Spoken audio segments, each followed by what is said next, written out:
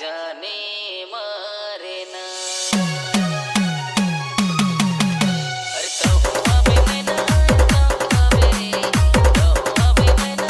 जान से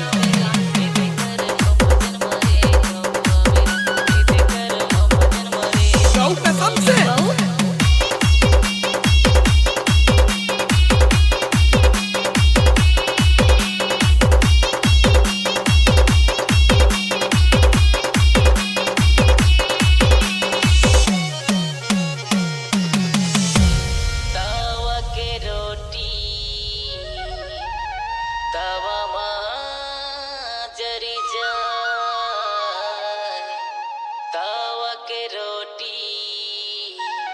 तावा जरी जाए औ तोर खातिर मोर चोला काबर जारी जाए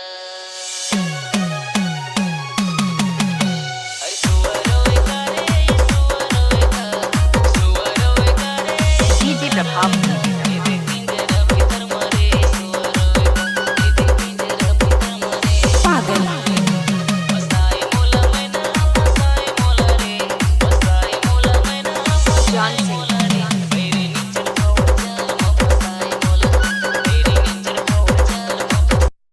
और अगर तुम लोगों को ये वीडियो पसंद आई तो यार लाइक मार दो, और नहीं आई तब भी लाइक मार दो,